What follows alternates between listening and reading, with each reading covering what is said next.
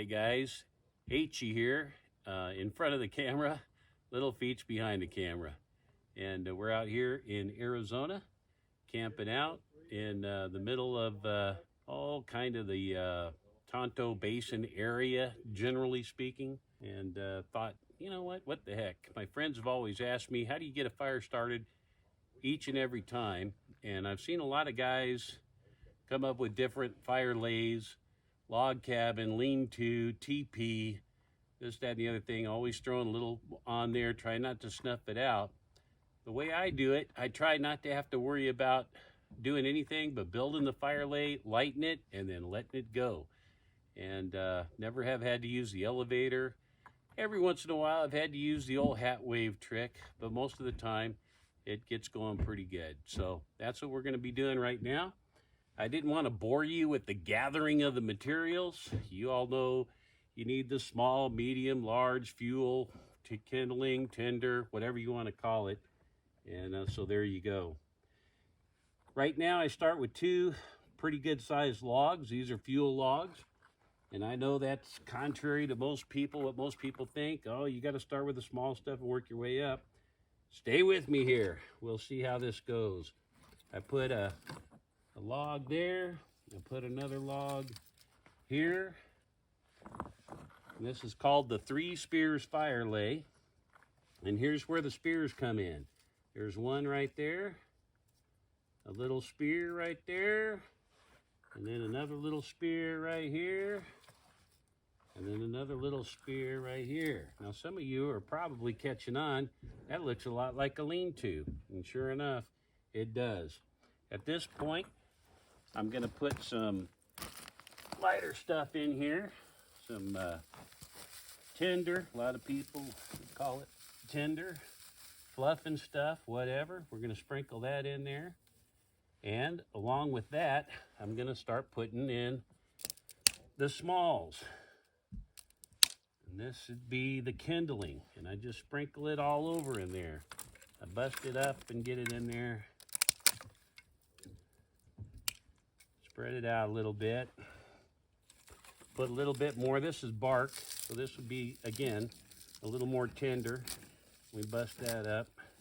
Sprinkle that around in there as well. And maybe a little bit more of that. And then I put a couple of little bigger ones. Some people might say that's on the verge of fuel wood, and I guess it is. That's the second one, but what you got is a pretty good pile of stuff right there. Anyway, then I put that one on there, and I think we're about ready to light that thing up. At some point, stay with me here, at some point, I end up with a third fuel log right on top of all of that. So there's the third fuel log.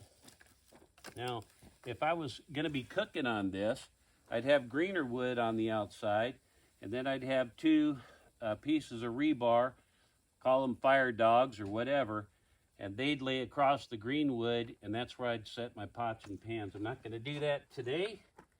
I'm just gonna try to get this thing going with a little char cloth. Little flint and steel action. We'll see how this goes. I haven't had this flint and steel out in I don't know how long. So wish me luck, I'm going in. There we go. We got her going. Sometimes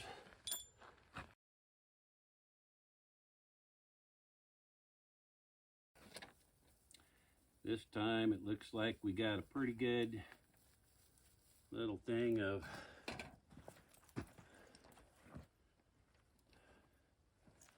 so I know a lot of guys do this blowing thing. I don't like the smoke getting in my nose, so I do that. Push that underneath there. And that catches that tinder in there, that catches that kindling on in there. And then you can add your little bit of almost fuel wood in there as well. But the Three Spears fire lay, this is how I do it. It's never failed me. You could call it, I guess, if you wanted to, you could say it's set it and forget it. As those logs burn, you can add more wood as you need to. Sooner or later, those ones on the end, they burn through. And then that fuel log, the other fuel log will drop down in the middle. And there you go. The Three Spears fire lay. Been my go-to for years, taught to me by various stages of learning with my dad, my granddad, on my mama's side. Wolf. That's all I got. Thanks for tuning in. We'll catch you on the next one. HE now back behind the camera, and I didn't want to bore you with that flame up and all of that. I didn't want it to be an extra long video, so I just thought I'd let that get going pretty good and then bring you around and let you see it as the fuel logs catch on fire. The two cross pieces there, I'm gonna try to get my finger in here and point at it. Yeah, right there, that one and that one right there. Those will eventually burn through, and then that big fuel log will drop down in there. Anyway, I really appreciate your views.